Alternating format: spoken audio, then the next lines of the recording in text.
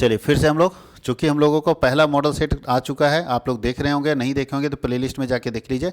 ये विनोबा भावे विश्वविद्यालय के सेमेस्टर 4 कॉमर्स के स्टूडेंट के लिए जो मेजर पेपर है फाइनेंशियल अकाउंटिंग, उसके लिए हम लोग मेजर पेपर बना के रखे हैं। तो एक मेजर पेपर जो मॉडल सेट है, हम लोग मॉडल सेट में क्या कर रखे हैं, इंपॉर्टेंट क्वेश्चन का कलेक्शन कर रखे हैं। सारा इंपॉर्टेंट क्वेश्चन यहाँ पे डाला हुआ है, और अगर आप इस इंपॉर्टेंट क्वेश्चन को पढ़ेंगे आपके एग्जामिनेशन में बहुत हेल्प होने वाला है। तो हम लोग एक सेट बना चुके हैं, वीडियो आप नहीं देखें तो जाके प्लेलिस्ट में देख लीजिए। दूसरे सेट को स्टार्ट करते हैं, ज़्यादा समय न गंवाते हुए, क्योंकि आपके समय की कमी है। और मैं आपको एक बात और बता दूं, जैसे आपका एग्ज़ाम ख़त्म होता है, हम लोग न्यू बैच लॉन्च करने वाले हैं सेमेस्टर 5 के लिए, ठीक है। जस्ट अगले दिन, जिस दिन आपका एग्ज़ाम ख़त्म हो रहा है उसके जस्ट अगले दिन हम लोग लॉन्च कर रहे हैं ये बैच। आप अगर चाहते हैं कि अच्छे से तैयारी करें, क्योंकि अब मेजर पेपर आपका टफ होने लगा है, तो आप हमारे साथ जुड़ सकते हैं और आप उसके लिए हमारे नंबर पर कांटेक्ट कर लीजिएगा, मैं आपको गाइड कर दूंगा। और कहाँ पे क्लासेस होंगे, तो सारे लाइव क्लास यूट्यूब पे नहीं होंगे, सारे लाइव क्लास हमारे एप्लीकेशन पे होंगे। कॉमर्स वर्ल्ड हजारीबाग के नाम से प्ले स्टोर में एप्लीकेशन है, वहाँ पे आपको सारे क्लासेस मिलेंगे लाइव के फॉर्म में, ठीक है। तो चलिए, हम लोगों को क्वेश्चन था कि ज्वाइंट वेंचर और पार्टनरशिप में क्या अंतर है। तो देखिए, सबसे पहले नाम, तो बोलता है ज्वाइंट वेंचर का कोई नाम नहीं होता है, जबकि पार्टनरशिप का नाम होता है।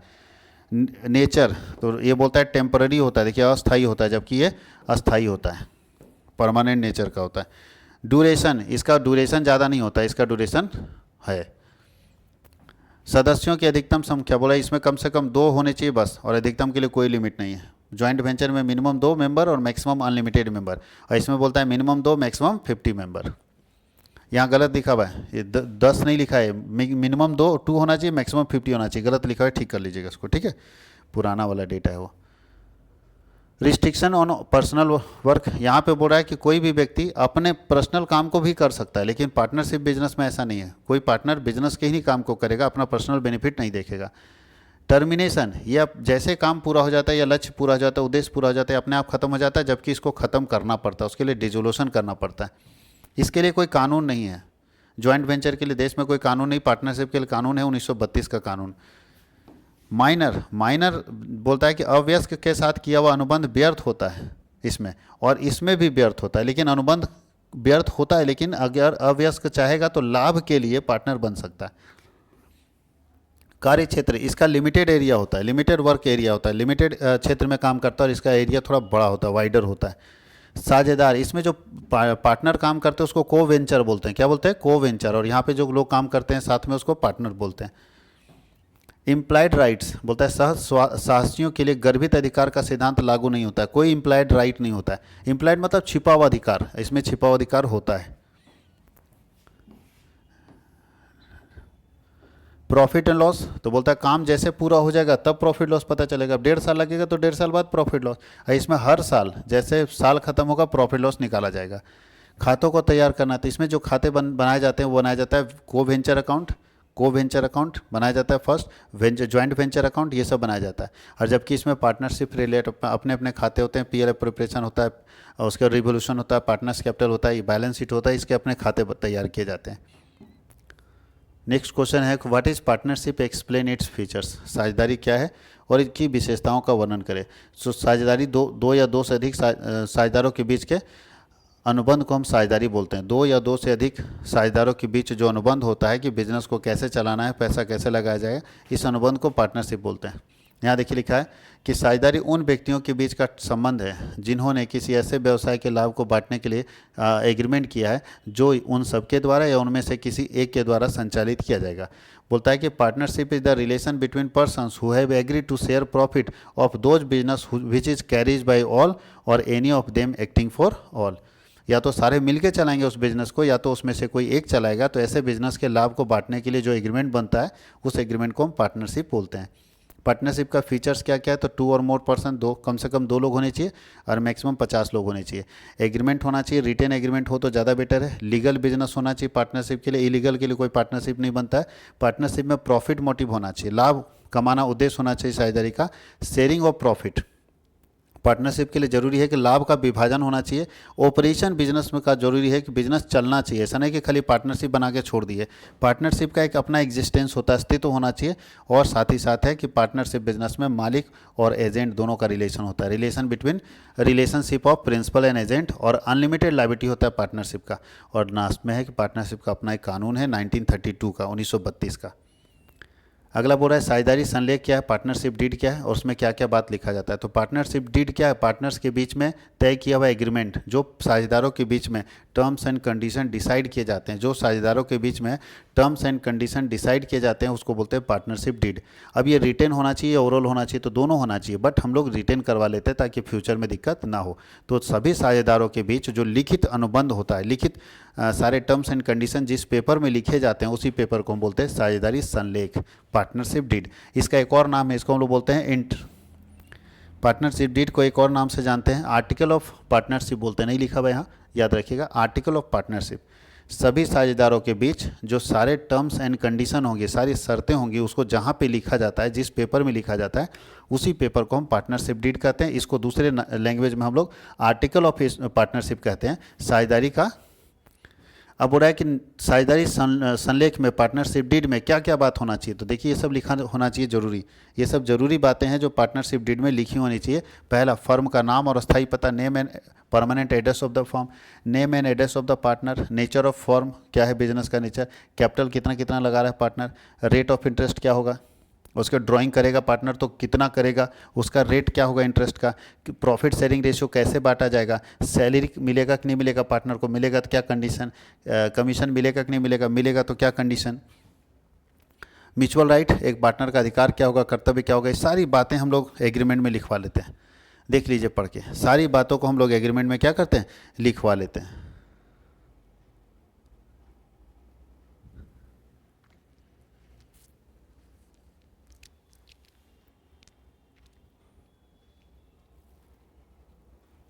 चलिए हो गया, ये सब सारा बात को हम लोग लिखवा लेते हैं। अब नेक्स्ट क्वेश्चन पूछ रहा है कि बीमा दावा क्या है और बीमा में लेखांकन विवरण की प्रक्रिया की व्याख्या कीजिए। इंश्योरेंस क्लेम क्या है, तो भाई बीमा दावा वह औपचारिक अनुबंध अनुरोध है जो बीमा धारक बीमा कंपनी को किसी भी नुकसान की भरपाई या कवरेज के लिए करता है। मतलब अगर हमने बीमा कराया और हमको कोई लॉस हो गया तो हम सबसे पहले क्लेम करेंगे, किसको, बीमा कंपनी को, कि भैया हमको ये लॉस हो गया, इस लॉस की भरपाई आप कर दो।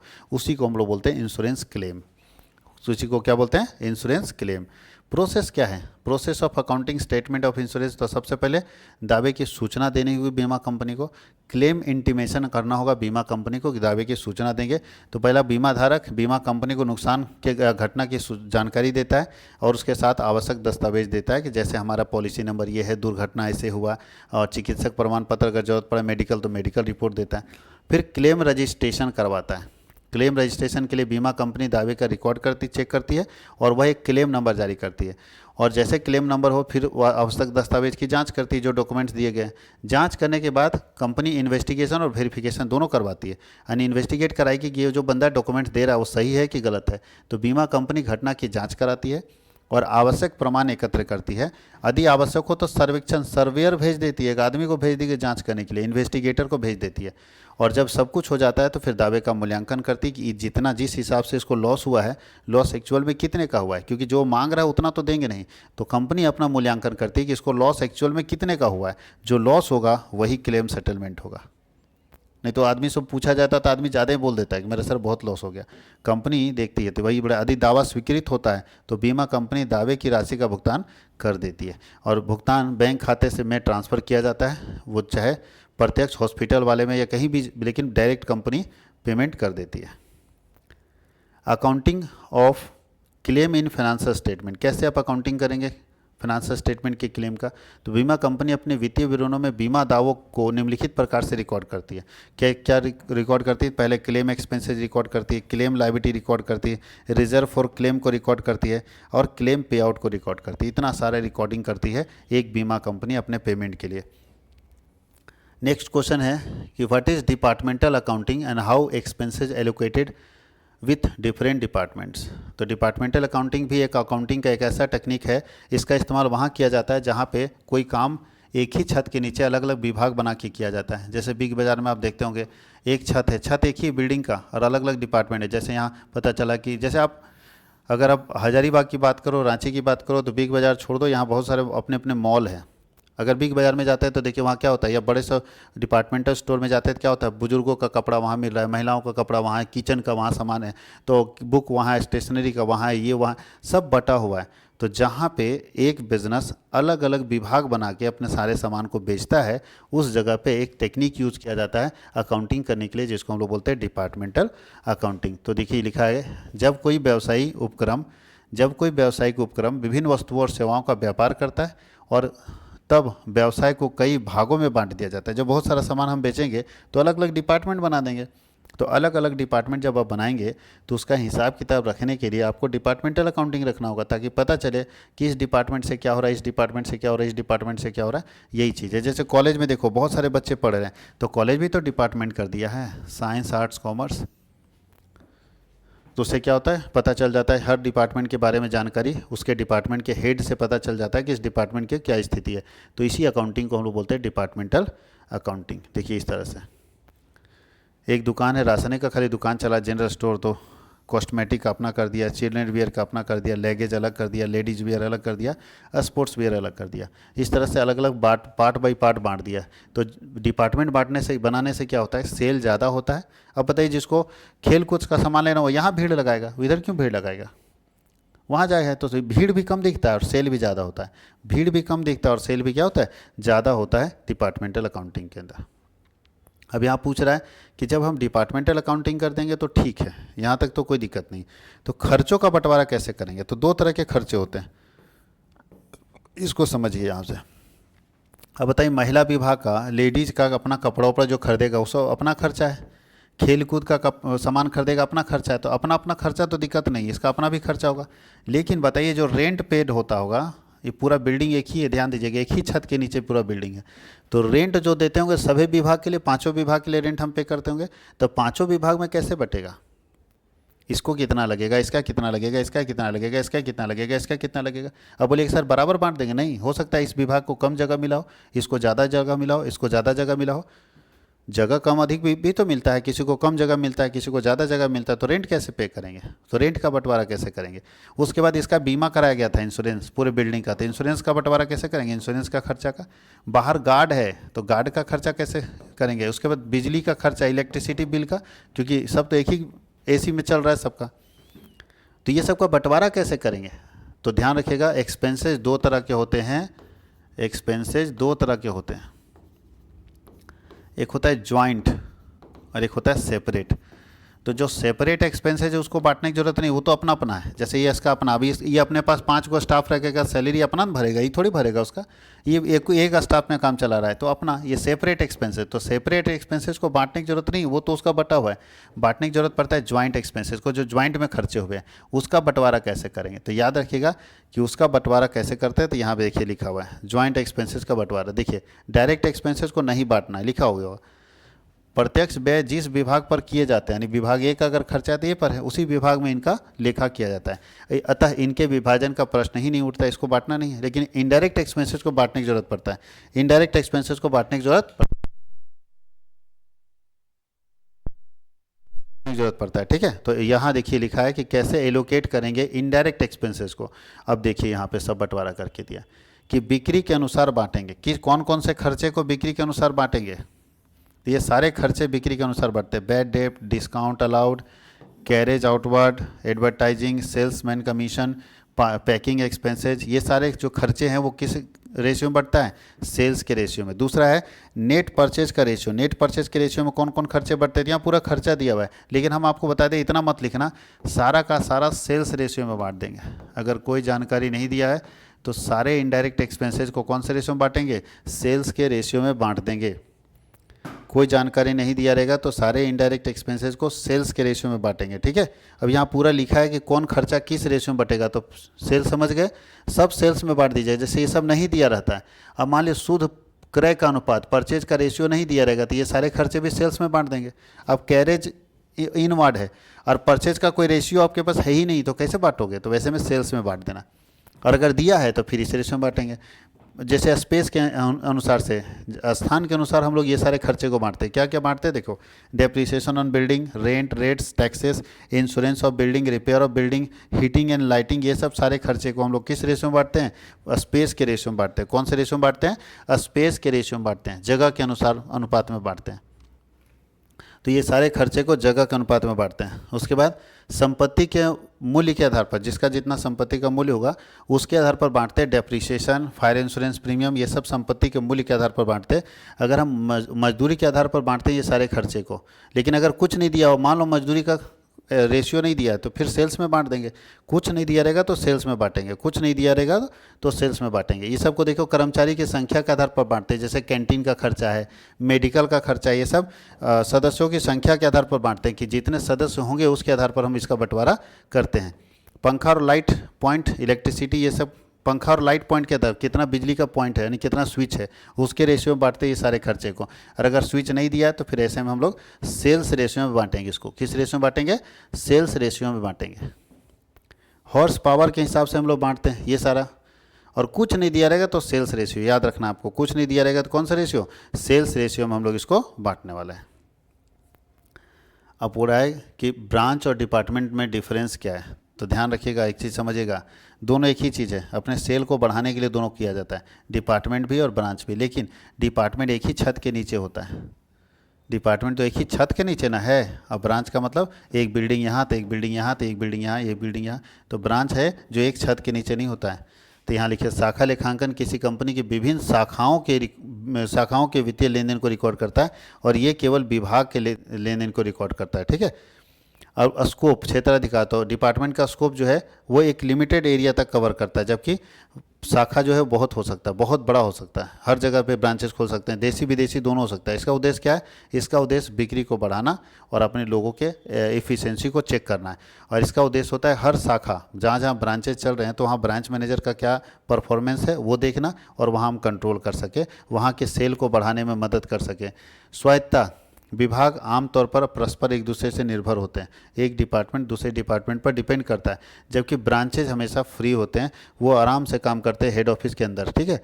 मेथड ऑफ अकाउंटिंग, तो डिपार्टमेंट में जो यूज़ किया जाता है उसको बोलते हैं डिपार्टमेंटल अकाउंटिंग, जिसमें हम प्रॉफिट एंड लॉस निकालते हैं हर डिपार्टमेंट का। और ब्रांच में हम लोग यूज़ करते हैं ब्रांच अकाउंटिंग, जहाँ पे हम प्रॉफिट लॉस निकालते हैं हर ब्रांच का। तो ये है हमारे ब्रांच। और कॉस्ट एलोकेशन, डिपार्टमेंट में जो खर्चे का बंटवारा होता है दो तरह से होता है, फिक्स और फिक्स जो एक्सपेंसेस होता है, डायरेक्ट एक्सपेंसेस, उसका बंटवारा नहीं करते, लेकिन इनडायरेक्ट एक्सपेंसेस का बंटवारा करते हैं। लेकिन जब हम ब्रांच की बात करते हैं तो यहाँ पे किसी तरह के खर्चे को बांटा नहीं जाता, क्योंकि एक ब्रांच का ही खर्च होता है तो वो उसी पर चार्ज किया जाता है। कंट्रोल, डिपार्टमेंट को, हर डिपार्टमेंट का एक मैनेजर होता है वो कंट्रोल करता है, और ब्रांच के लिए ब्रांच मैनेजर होता है वो कंट्रोल करता है इसको। अब लिखा है कि explain the meaning of features, meaning and features and objective of government accounting. सरकार जिस लेखांकन प्रणाली का इस्तेमाल करती है उसको गवर्नमेंट अकाउंटिंग बोलते हैं। देखिए, सरकारी लेखांकन वह प्रणाली है जिसमें सरकार की आय, व्यय, संपत्ति और देनदारियों से संबंधित वित्तीय लेन देनों का रिकॉर्ड, विश्लेषण, वर्गीकरण और संक्षेपण किया जाता है। यानी सरकार के द्वारा जो अकाउंटिंग टेक्निक इस्तेमाल किया जाता है, सरकार के द्वारा जो लेखांकन की तकनीक को प्रयोग किया जाता है, उसी को हम लोग बोलते हैं सरकारी लेखांकन। उसका विशेषता क्या है? तो पहला, पब्लिक फंड मैनेजमेंट होता है, सब सरकारी का फंड है, जिसमें विकास कार्य, वेतन, सामाजिक काम, ये सब तय होता है। कैश बेस्ड अकाउंटिंग, अच्छा, सरकार अगर हिसाब नहीं रखेगी तो सरकारी एम्प्लॉय को सैलरी कैसे देगी? कैसे पता चलेगा किसी को सैलरी मिला कि नहीं मिला, कोई एडवांस ले लिया, सब रिकॉर्ड में पता चला। कैश बेस होता है सरकारी, यहाँ सरकारी रिकॉर्डिंग जो भी होगा क्रेडिट नहीं होता है, सरकार में उधार नहीं चलता, सब का सब कौन सा बेस होता है? कैश बेस अकाउंटिंग होता है। सरकार में बजट ओरिएंटेड सब काम होता है, बजट होगा तो सरकार पैसा देगी, नहीं बजट होगा तो पैसा नहीं देगी। फंड बेस्ड अकाउंटिंग होता है सारा का सारा। ठीक है, सब फंड बेसिस होता है, फंड निकलेगा बजट में तो आपको मिलेगा, नहीं निकलेगा तो नहीं मिलेगा। रूल बेस्ड सिस्टम होते हैं, सरकार का अपना सिस्टम है, उसी रूल से चलना है। ऑडिट और अकाउंटेबिलिटी, सरकार के हिसाब किताब का भी ऑडिट होता है जिसको CAG करता है। कौन ऑडिट करेगा सरकार के हिसाब किताब का? तो CAG ऑडिट करता है। नॉन प्रॉफिट ओरिएंटेड, सरकार का जो हिसाब किताब है वो प्रॉफिट के लिए नहीं रखा जाता है, बस ठीक से चल जाए इसके लिए रिकॉर्डिंग रखा जाता है। ऑब्जेक्टिव क्या है गवर्नमेंट अकाउंटिंग का? तो रिकॉर्डिंग फाइनेंशियल ट्रांजेक्शन, जितने भी फाइनेंशियल ट्रांजेक्शन है सरकार के उसको रिकॉर्ड किया जाए। Proper utilisation of public fund, सरकार के पैसे का सही इस्तेमाल हो इसलिए रिकॉर्ड किया जाता है। कंट्रोल ओवर एक्सपेंडिचर, खर्चों पर नियंत्रण हो इसलिए रिकॉर्ड किया जाता है। ट्रांसपेरेंसी एंड अकाउंटेबिलिटी, जो भी हो रहा है पारदर्शिता और जवाबदेही होनी चाहिए। जो भी अगर सरकार में कोई बैठा है तो जो भी काम कर रहा है, जो भी खर्चे कर रहा है, एकदम पारदर्शी होनी चाहिए, ट्रांसपेरेंट होना चाहिए, जिसको आसानी से लोग देख सके कि हाँ ये सही चल रहा है। बजट प्लानिंग एंड इम्प्लीमेंटेशन, जैसा सरकार बजट बनाई, प्लान बनाई, उसी हिसाब से चल रहा है कि नहीं चल रहा है, उसको चेक करने के लिए। फाइनेंशियल रिपोर्टिंग करने के लिए, जो भी पैसा आ रहा है उसको सही तरीके से रिपोर्ट कीजिए कि सही जा रहा है कि नहीं जा रहा है। और ऑडिट एंड एवोल्यूशन के लिए भी इसका जरूरत पड़ता है। अगला क्वेश्चन है, how government accounting is differ from commercial accounting. Government accounting और कॉमर्शियल अकाउंटिंग में अंतर अलग क्या है, तो ध्यान दीजिएगा। सबसे पहले बोला मीनिंग, तो सरकारी अकाउंटिंग में, गवर्नमेंट अकाउंटिंग में सिर्फ सरकार के आय और व्यय को रिकॉर्ड किया जाता है, जबकि कॉमर्शियल अकाउंटिंग जो हम लोग करते हैं, प्राइवेट आदमी हम लोग जो रिकॉर्ड करते हैं, उसमें किसी बिजनेस के सारे ट्रांजेक्शन्स को रिकॉर्ड किया जाता है। उद्देश्य, सरकारी अकाउंटिंग में कोई कभी भी लाभ कमाने के लिए नहीं किया जाता है, ये इसलिए किया जाता है ताकि सारे पैसे सही जगह खर्च हो रहे हैं, जो पैसा जहाँ जाना चाहिए कल्याणकारी योजनाओं में खर्च हो रहा है कि नहीं, और ये इसलिए किया जाता है ताकि हम अपने बिजनेस को और कैसे बढ़ा सकें। बेसिस, इसमें जब भी होता है कैश बेस होता है, इसमें एक्यूरल बेस होता है। एक्यूरल बेस, कैश बेस का मतलब सरकार के यहाँ जो भी हिसाब किताब लिखा जाता है कैश के आधार पर, पैसा आया होगा तो सरकार लिखेगी, नहीं आया होगा तो नहीं लिखेगी। इसमें एक्यूरल बेस, एक्यूरल बेस मतलब नगद और उधार दोनों लेन देन लिखा जाता है, जबकि इसमें केवल नगद लेन देन लिखा जाता है। कैश बेसिस में केवल नगद लेन देन लिखा जाता है और एक्यूरल बेसिस में नगद और उधार दोनों लेन देन लिखा जाता है। नेचर ऑफ ट्रांजेक्शन, तो सरकारी लेखांकन में आपको राजस्व संग्रह, टैक्स कलेक्शन, यानी सरकार का इनकम क्या होगा, टैक्स कलेक्शन और सब्सिडीज, ये सब को रिकॉर्ड किया जाता है, जबकि इसमें खरीदने और बेचने को रिकॉर्ड किया जाता है। फंड मैनेजमेंट, सरकार सारा का सारा बेस अपना फंड के आधार पर रखती है। फंडिंग होगा बजट में तो पैसा मिलेगा, और ये कैपिटल बेस्ड सिस्टम होता है, यहाँ पूंजी लगाएगा मालिक, घटेगा तो पूंजी लगाएगा। और बताओ, सरकार में झारखंड सरकार रोड के लिए, एक रोड के लिए 100 करोड़ रुपया दिया, ठीक है, 100 करोड़ रुपया बजट में दिया, लेकिन रोड बनने में 300 करोड़ लगेगा, तो अभी 100 करोड़ खर्चा कर दिया ठेकेदार, और उसके बाद सरकार बोली अभी कुछ नहीं मिलेगा, अब अगला बजट में मिलेगा। तो बताओ यहाँ काम पूरा होगा, नहीं, कोई अपना पैसा लगाएगा, नहीं। और अगर हो सकता है अगला सरकार हार जाए तो ये बजट में पैसे नहीं मिला तो कहानी खत्म, ऐसे ही लटका हुआ है। सरकारी ठेका ऐसे ही नहीं लटक जाता है। और जबकि इसमें क्या है, पैसा घटेगा तो लोग अपना पैसा लगा के काम पूरा करेगा, लेकिन करेगा जरूर। फाइनेंशियल स्टेटमेंट, ये अपने आप फाइनेंशियल स्टेटमेंट बनाता है, जिसमें फाइनल अकाउंट बनाता है, बजट रिपोर्ट बनाता है इसके यहाँ। जबकि इसके यहाँ पढ़ते होंगे ट्रेडिंग, पीएल, बैलेंस शीट, इसके यहाँ पढ़ते होंगे ट्रेडिंग, पीएल और बैलेंस शीट। ऑडिटिंग, सरकारी लेखांकन का, बताएं सरकार जो लेखांकन करती है गवर्नमेंट अकाउंटिंग, उसका ऑडिट सीएजी करता है। सीएजी जो सरकार का अपना ऑडिटर होगा, और इसका ऑडिट प्राइवेट चार्टर्ड करता है, इसको भी चार्टर्ड करता है, लेकिन बाहर का कोई चार्टर्ड अकाउंटेंट इसको ऑडिट करता है, जो इसको बोलते हैं, देखिए यहाँ स्वतंत्र लिखा है ना, इंडिपेंडेंट चार्टर, बाहर वाला चार्टर, और इसका सरकारी सीएजी करता है। सीएजी का फुल फॉर्म है कंट्रोलर एंड ऑडिटर जनरल करता है इसका ऑडिट। लीगल फ्रेमवर्क, तो सरकार अपने यहाँ जो भी सीएजी के द्वारा निर्धारित रूल्स रेगुलेशन है, उसी के आधार पर अपना हिसाब किताब भी लिखती है और उसी के आधार पर ऑडिट कराती है, जबकि ये गैप और आईएफआरएस को फॉलो करता है। यूजर ऑफ इंफॉर्मेशन, सरकारी लेखांकन इसका प्रयोग केवल सरकार के द्वारा किया जाता है, इसका प्रयोग हर तरह की कंपनियों के द्वारा किया जाता है उन लोगों को बताने के लिए। यहाँ पे इसका लेखांकन हम इसलिए करते हैं ताकि सरकार को सही जानकारी दे सके, और प्राइवेट आदमी हम लोग यानी कंपनी लेखांकन इसलिए करती है ताकि वो इंटरनल यूजर और एक्सटर्नल यूजर दोनों को जानकारी दे सके। शेयर होल्डर्स है, जो क्रेडिटर है, बैंक है, कस्टमर है, एम्प्लॉई है, सबको जानकारी देने के लिए अपना अकाउंटिंग करती है।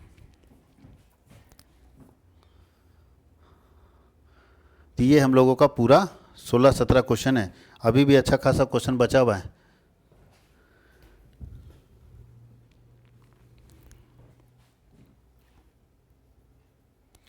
अब 2-3 क्वेश्चन और बचा हुआ है जो पीडीएफ में डाला हुआ है। अब हम आज इतना ही तक बताएंगे, गला सूख गया है मेरा और गला फंस रहा है। अब इसके बाद का पीडीएफ में डाला हुआ है, जो हमारे यहाँ के स्टूडेंट हैं उनको पीडीएफ में मिल जाएगा, बाकी लोग इतना ही देख लो, काफ़ी है ना। एक क्वेश्चन गार्नर वर्सेज मर्रे का भी आपको पूछा जाता है, गार्नर वर्सेज मर्रे का, तो थोड़ा सा स्क्रॉल कर देते हैं, आप इसको पढ़ भी सकते हो, है ना, एक क्वेश्चन को पढ़ सकते हो, स्क्रॉल कर देते हैं। अगर दिक्कत है, पीडीएफ नहीं है आपके पास तो आप इसको पढ़ सकते हो।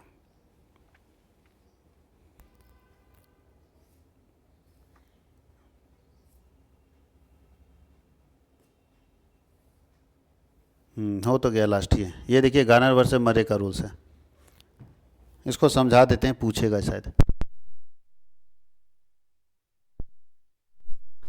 Garner versus Marre,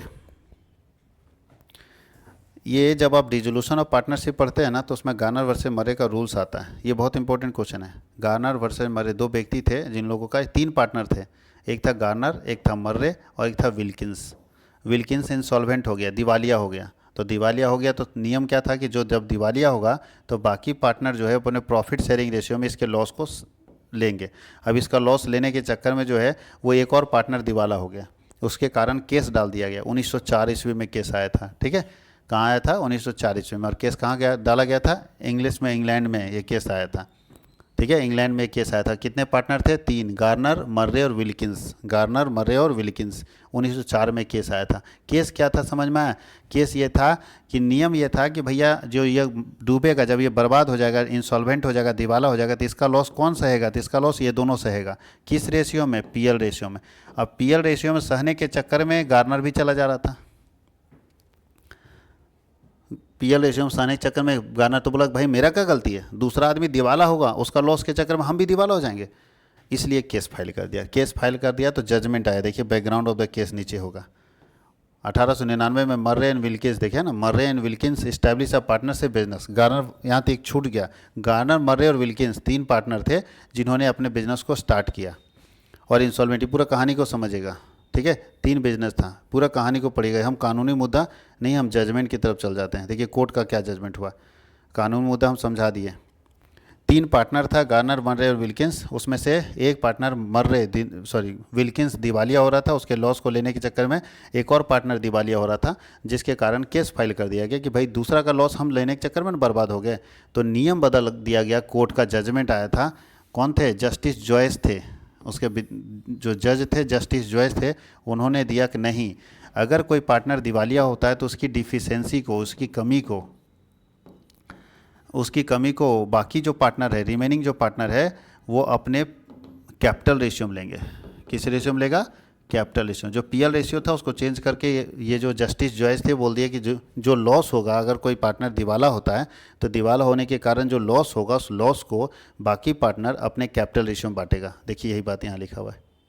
The remaining loss due to the insolvent of a partner's deficiency should be borne by the solvent partner in the proportion of their capital contribution। बस इतना ही जजमेंट था कि भैया अगर लॉस होता तो उस लॉस को हम, जो बाकी पार्टनर है वो अपने कैपिटल रेशियो में लेगा, यही था और कुछ भी जजमेंट नहीं था। बस यही जजमेंट था गार्नर वर्सेस मर्रे में। कोई दिक्कत है? अब पूछता है कि क्या गार्नर वर्सेस मर्रे भारत में लागू होगा? तो अगर पार्टनरशिप एग्रीमेंट बनाते समय अगर पार्टनर लिख दिया, देखिएगा एग्रीमेंट में यह लिखा होगा the rules of partner Garner versus Murray. तो अगर लिखा रहेगा, जैसे हम एग्रीमेंट बना रहे हैं, हम एग्रीमेंट में लिख दिए कि हमारे यहाँ गार्नर वर्सेस मर्रे का रूल लगेगा तो लगेगा, और नहीं बोलेगा तो नहीं लगेगा, क्योंकि भारत के पार्टनरशिप एक्ट 1932 में कहीं भी गार्नर वर्सेस मर्रे के लिए रूल्स नहीं है। तो पूछेगा भारत में ये लागू होगा, तो लिख दीजिएगा कि यदि पार्टनरशिप डीड में पार्टनरशिप बात लिख चुका है तो लागू होगा, नहीं लिखेगा तो लागू नहीं होगा। तो पार्टनरशिप डीड में अगर पार्टनर गार्नर वर्सेस मर्रे के लिए बात लिखेगा तो लागू करेंगे, नहीं लिखेगा तो नहीं करेंगे। चलिए कंप्लीट हो गया आप लोगों का सारा का सारा। एक क्वेश्चन बीच में छूटा था इंश्योरेंस वाला, वो इतना इंपॉर्टेंट भी नहीं था, जिसको हम स्क्रॉल कर दिए। बाकी अच्छे से एग्ज़ाम लिखिए, और जैसा अच्छा लगे खराब लगे कमेंट जरूर कीजिए, ठीक है। लाइक जरूर कीजिए, कमेंट से ही तो पता चलेगा कि आप व्यूअर, हम जो बता रहे हैं इतना मेहनत करके, इतना सारा कंटेंट तैयार करके, इतने रात दिन मेहनत करके बना दे रहे हैं आपके लिए, तो आपकी तरफ से कुछ नहीं तो कम से कम थैंक यू तो बोल दो। अच्छा लगे खराब लगे, जो अच्छा लगे खराब लगे उसको कमेंट में जरूर लिखना। Thank you.